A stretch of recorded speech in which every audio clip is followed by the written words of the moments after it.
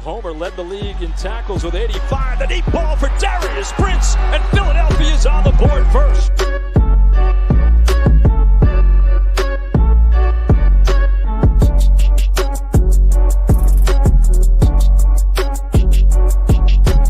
On the draw, this is Bryce Allen. And Allen weaving his way all the way down to the 22. 10-yard line, 5. Mayfield, Dancy, all around. Throwing as far as he can throw it. Jump ball coming. Crazy stuff. Not this time. And you want to be a wide receiver, you're going to have to take a little bit of a hit like that as Brown got him in that shoulder, but watch. Those are teeth. Do we have a dentist on staff here?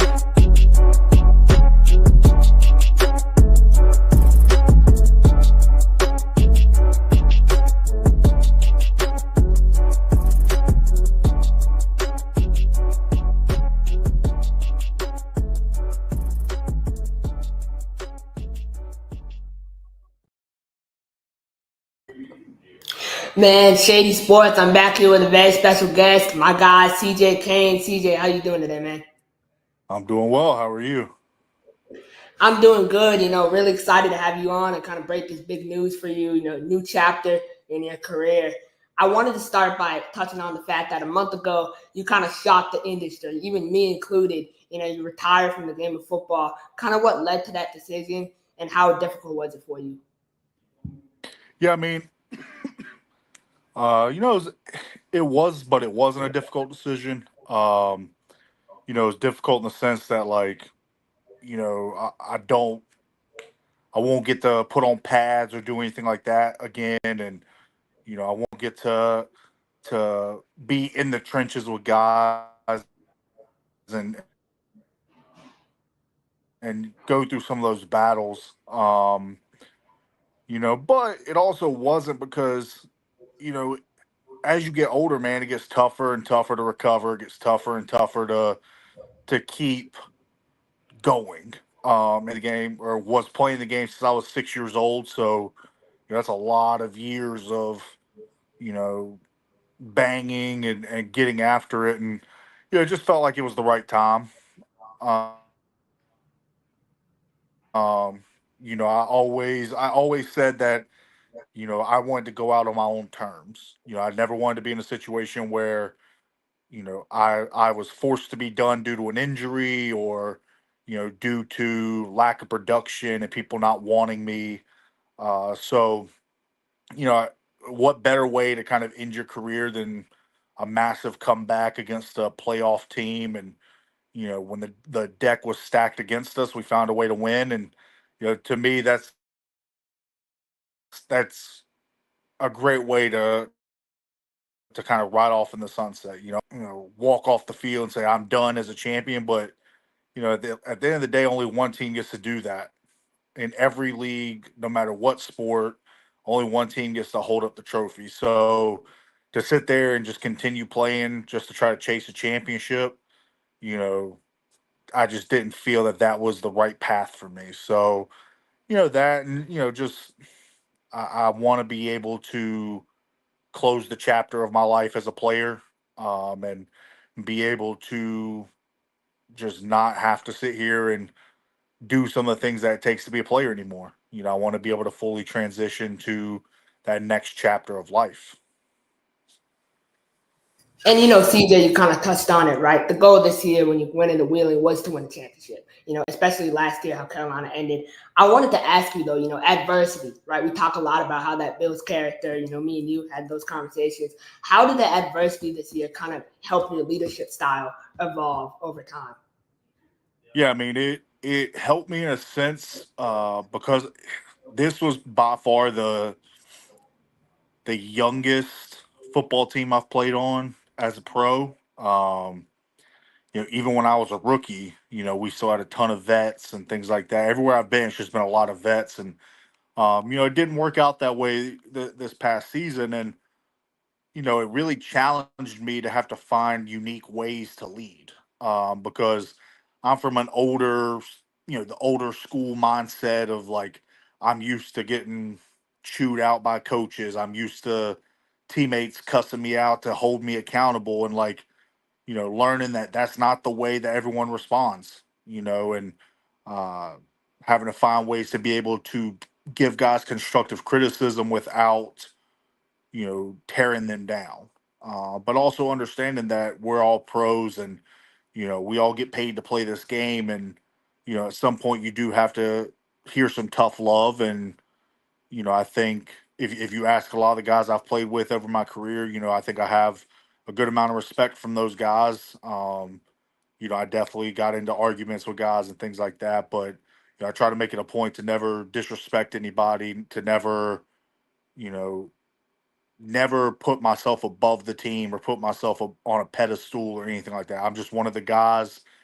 Guys in Wheeling used to give me crap because I would, you know, be on the coach's show a lot or this or that. Coach talked about me, and they call me the mayor of Wheeling and stuff like that. Just all fun and games. But like, I just tried to do it the right way, and leave an impact no matter how big or small it was. Just trying to be that voice for younger guys, trying to learn how to operate as a pro. How to go through contract negotiations, how to kind of spot the BS that you're going to spot and go through as a pro.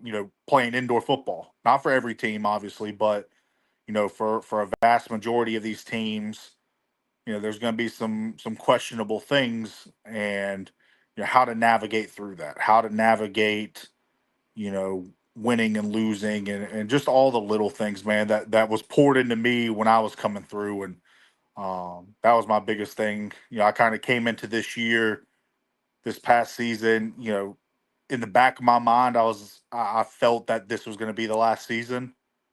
My body just wasn't what it was. I mean, I'll be 30 in a month. Like, playing offensive line my entire life, my body aged pretty quickly.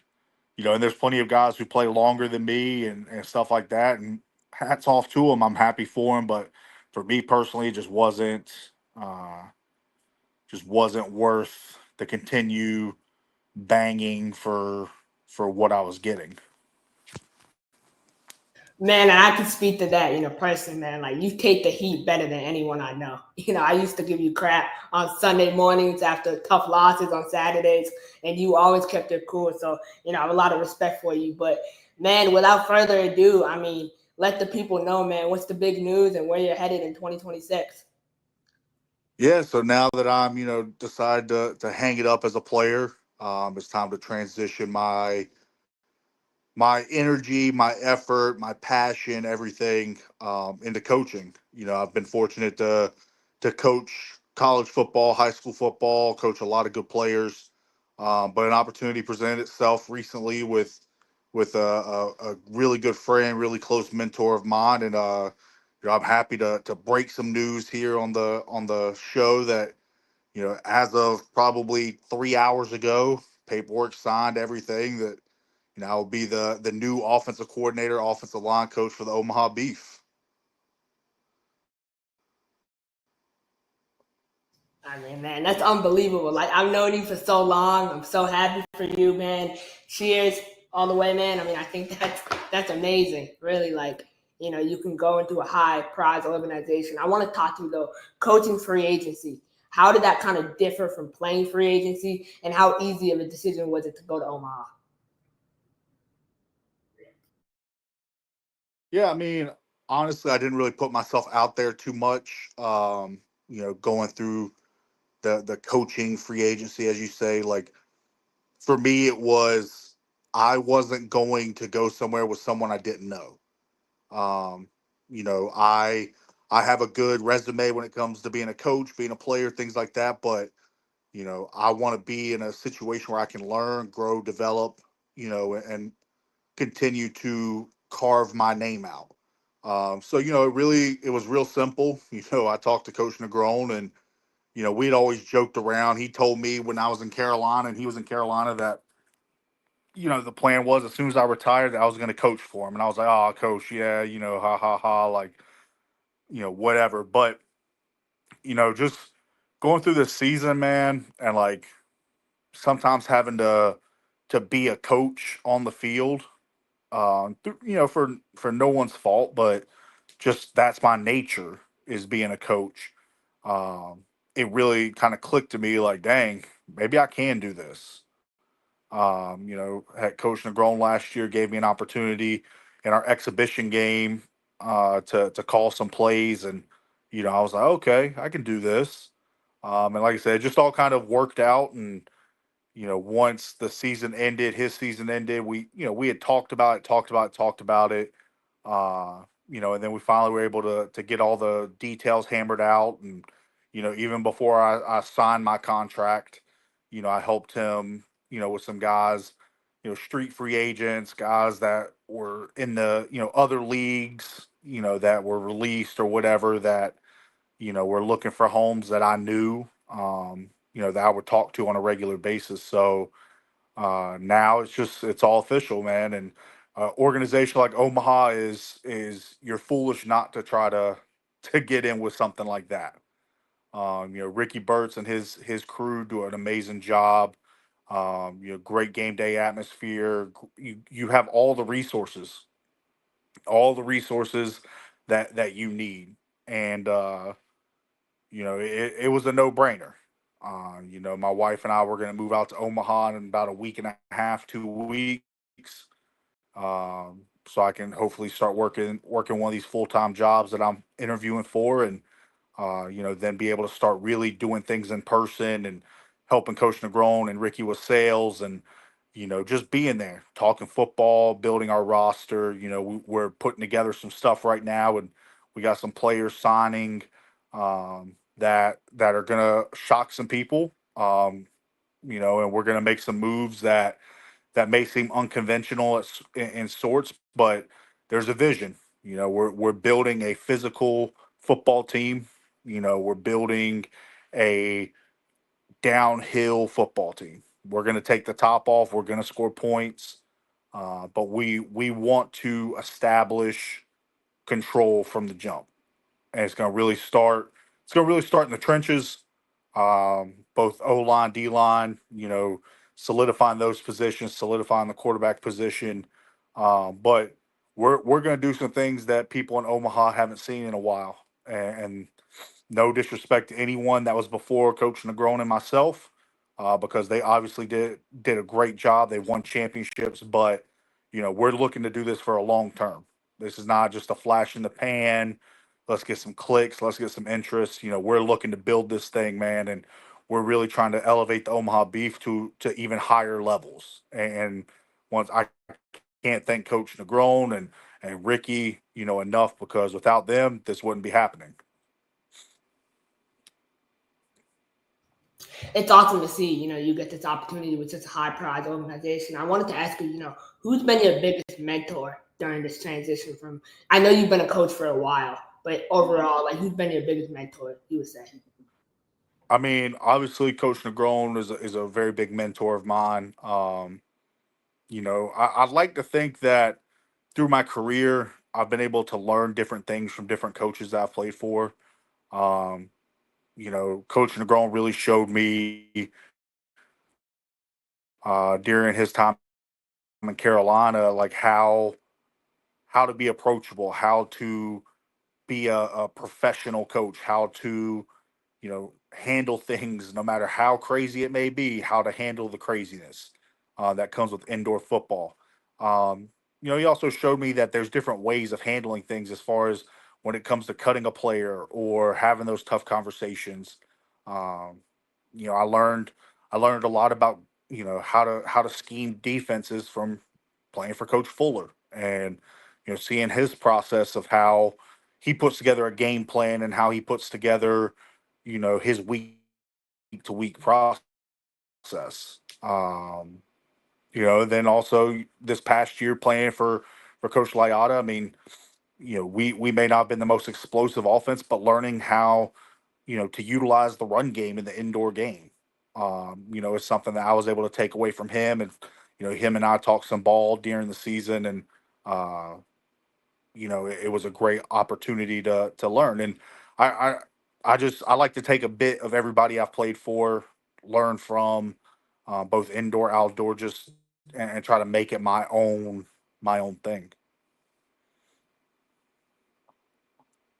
And you mentioned you've been around a lot of great coaches. I wanted to ask, when you look at your philosophy, in terms of film, meetings, preparation, how do you approach that? Are you a coach that says, okay, let's meet for 3 hours effectively, or do you believe it takes 8 to 10 hours to really master a game plan?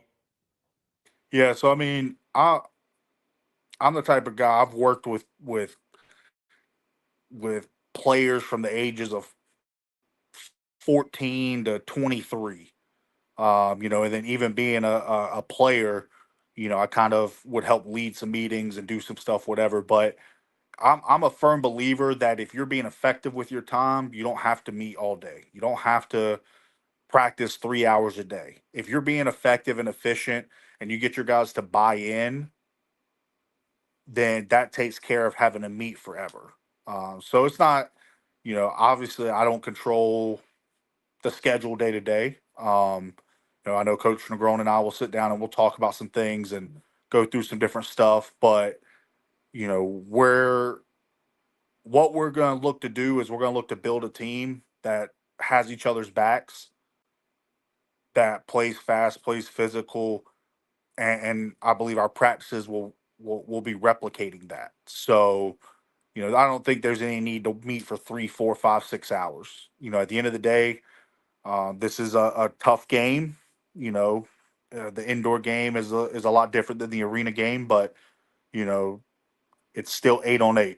It's still high motion. It's still throw the ball to the open spot. It's still run when the box is right. There's still simplicity to this game. It's not the NFL. It's not the CFL, the UFL, where you can do 110 different things on both sides of the ball. There's still thing. I mean, you can only play so many coverages in the indoor game. You can only run so many pass concepts. You can only run so many run schemes. So, we don't need to meet just to meet. We don't need to prepare for ghosts. My mindset is I and Coach Negron, we want to make defensive coordinators uncomfortable. We want to keep you on your toes. If you can't stop us from throwing the football, we're going to throw the football. If you can't, if you have a really good secondary and you're kind of keeping us from airing it out, we'll throw short game and we'll run the ball. If you can't stop the run, we'll run the ball. Like, what we're not going to do is allow defenses to dictate to us what's going to happen. And I think that comes from our preparation as coaches and being confident in our game plan, presenting it to the players. Then the players become confident in it. And then, boom, next thing you know, Friday, Saturday, Sunday, whenever we're playing, now we're executing full speed. And I think that makes total sense. I mean, you are a younger coach. You bring that new energy. I wanted to ask you with roster building. You mentioned it earlier. Are you a coach, you believe in tryouts, or do you feel like you should build your roster based on networking and other connections? I think there are benefits to tryouts. There's guys that I've played with throughout my career that were tryout players. There's been players that have heck. There's been players in Omaha the last 2 years that were tryout players that went on and had solid seasons. I think there's a time and place for it. At the end of the day, I'm not a firm believer in doing tryouts for money grabs. Unfortunately, there are teams that do that. Excuse me, but we're gonna have some tryouts. The plan is to have 2 tryouts. The dates and everything will be solidified later on, and I'm pretty sure Coach Negron will talk about those the next time he's on the show or whenever it is. But I believe in having tryouts to kind of fill some holes. But I do think that you have to be able to build a roster with connections, with free agents, with players that have played this game. Uh, uh, Unfortunately, you can't build an entire roster off tryout players. Because let's just be honest, some guys are trying out for a reason. Either they just didn't have enough connections to be able to get through the door, and this is their opportunity, or they're not viewed as a talented enough player, but that's why they come to the tryout. We'll put them through drills and things like that to really showcase, what they can do and give guys that fair shake. And, I don't know how many guys we would bring in from a tryout, but, if there's guys there that can impress, we'd be foolish not to bring them in. But we're going to build majority of our roster off of guys that have played this game before, guys that Coach Negron and I know, guys we know are going to do it the right way, help change the culture here. Like I said, we're building a physical football team that's across the board. We're not going to ask our receivers to block 40 times a game, but if we run the ball, we need them to block. We're not going to ask the offensive line to run block 40 times a game, but when we run the ball, they need to finish blocks. Defensively, we're not going to get 3 run stuffers and not be able to rush the passer. We're going to find pass rushers and we're going to get after the quarterback, but also they're going to be able to play the run. Our DBs are going to come downhill and make tackles. We're going to play fast, physical on special teams and change field position on special teams. But it all starts with the type of guys you bring in. It all starts with that. It doesn't matter how talented you are. We've both seen teams that are loaded with talent end up absolutely just, playing like crap because they didn't gel as a team. They didn't buy in. And that's going to be the biggest thing we're harping on this offseason is finding the guys who are going to fit in, finding the guys who have that chip on their shoulder, not a bunch of guys who felt like they've arrived. Definitely, do your 1A, you want to build that culture of kind of buying in and contribute to a higher power. I wanted to ask you, you've been around this game for a while. You played in the NAL when it was up. You played in the AL too. You've also seen the league when it's down. What do you believe the state of our overall industry, not just the NAL, IFL, AF1, TAL, do you think the industry is headed in the right direction or kind of backwards? I think that honestly, I think the industry is heading in a positive direction. I think that overall the landscape's better than it was. There's going to always be issues, no matter what the league is, no matter what anything. There's always going to be issues because at the end of the day, this isn't.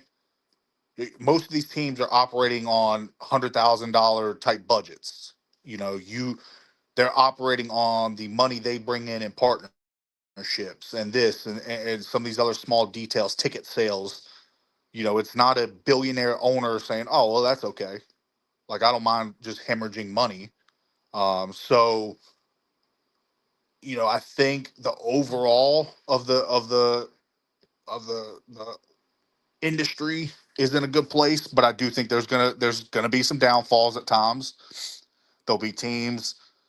I mean, the NAL's lost a couple teams, in the last couple years, and the IFL lost a couple teams. The AF1 or AFL, AF1 lost like you're gonna always lose teams. It's what can you do with the teams you have? How can you become, what everyone calls a stable? And you're stable when you have organizations like the Omaha Beef that have been around almost 3 decades. They've seen different leagues, they've seen the ups and downs, they've seen the pinnacles, of winning championships, and they've seen the bottom part of having losing seasons. So how can you sustain that? I think a lot of people need to take notes from Ricky Burtz about how to help continue to build and elevate an organization. So I just think that overall the industry's heading in a good place, but it's got to be slow. We can't try to add 20 new teams and between all the leagues in 1 year because that's just setting it up for failure. I look back at the old AFL when it was on ESPN and stuff like that, and you had 16 to 18 teams sometimes. That's great, but then by the next season you have 10 teams. So it's like, can we build controlled growth across these leagues? And then also the other part too, if we really want this game to grow and be as great of a game as it is, we've got to quit putting the other leagues down. Like, I'll be the first to tell you, like, I think the NAL is a very talented league, but we've got to support the IFL. We got to support the AF1. AF1's got to support the NAL and the IFL, and all the way around. Because at the end of the day, there's still only few opportunities for players. If you take all three of those professional leagues, there's maybe 50 teams combined between all, not even. I mean, there's probably 30 to 40, maybe, like between all three leagues. So, think about how many players are looking for opportunities. And instead of discouraging players from playing just because maybe it's not your team or maybe it's this or that, or you have this beef with this coach, like let's try to get guys opportunities because it'll all come back tenfold. I'm a firm believer in that. If the NAL tries to build itself up and the AF1 builds itself up, and we're not competing against each other. Like, let's just be honest. I mean, the IFL has their own setup, the NAL has their own setup, and the AF1 has their own setup. So, yeah, we might be competing for players, but at the end of the day, if you're a really good coach and a good recruiter, you can find good players. You don't have to be upset that you're losing it to this team or this team or this team. At the end of the day, we get paid to go build rosters. And it's not like we're having to build 50-man rosters. We're building, 30 to 35 guys come to camp, and then you cut it down to 25. So I think the industry can continue to grow, but I think, fans and coaches and organizations just have to continue to ride the ship. You want your team to survive, buy tickets and go to games. Don't talk about it on Facebook and talk about how this sucks and the halftime show sucked and this and that, and you live in the city, but yet you're watching the game on YouTube. Spend the $10, come enjoy the game, get your kid a football, get your kid autographs, get yourself autographs, get pictures, enjoy that experience. Because at the end of the day, for some of these teams, they may only be there for a year, and then you miss out on that. So not everyone's fortunate to be in a situation like Omaha where you can have a kid who like was born and grew up a Beef fan. Like, not many organizations can say that. I mean, the Omaha Beef have been around almost as long as I've been alive. So, if I'm a kid I'm 15, 16, 17 years old, like I grew up a Beef fan. I'm living in Omaha. I'm a huge Beef fan. I'm like, that's how you build the game. You got to really impact the fans. You got to buy into being out in the community, not just doing little events here and there, but really be out in the community. Really showcase what you're about. I couldn't have said it any better. You summed that up perfectly. My last question for you, CZ, I want you to pop your shit for 1 minute right here. What all the D coordinators in the league, man, they're coming for you. What's your message to all the other coaches in the NAL that think Omaha will be an easy out? Yeah, man. I mean, look, I'm not going to change from who I was as a player to who I am as a coach. I don't have much to say. I honestly, Krish, I could care less what they think, what anybody thinks. There'll probably be people, who don't agree with this and don't agree with this hiring and think it's a joke and this and that, whatever. Could care less. I really could. Like, I've earned what I'm at, where I'm at. I made connections. I dealt with BS through my career. You know, I, I've had the long nights. I've had the long fights, and here I am. So man, it's gonna be a rookie offensive coordinator. This. Look, man, you'll find out. Like, we're building a roster that is going to surprise people, and I don't have to put myself in front of everybody. It's not about me. At the end of the day, it's not. I'm nothing without these players that I'm helping to bring in. And my goal at the end of the day, Chris, is to help every single guy bring in the building, and Coach Negron brings in the building, elevate to the highest level that they can reach. Because if we're pushing for that, championships, all that stuff will fall in place. I'm not gonna be a guy that's gonna get on social media and talk trash about teams and, oh, look at me, look at.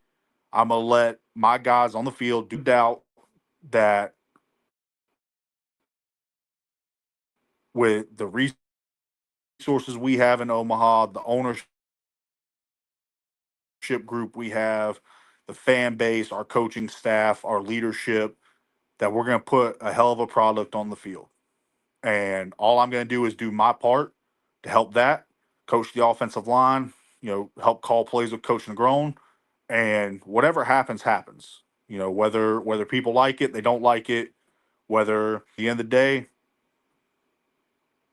we'll find out that way, or we'll come to you and you'll find out that way. So others post and talk about, I could care less, man. Like, I'm here to do a job, and that's to help the Omaha Beef win a NAL championship, get them to their sixth championship game in 6 years, get them their third title in 4 years, get them to their seventh straight playoff appearance, continue to sell out the slaughterhouse. That's the stuff I care about. I'm excited, man. I don't need to trash anybody, talk trash about anybody, because it's July. We are a long way away from the season, and I've learned, excuse me, that sometimes the people who talk the most are the most insecure. So I'm pretty confident in the abilities of the staff, the players that we're bringing in,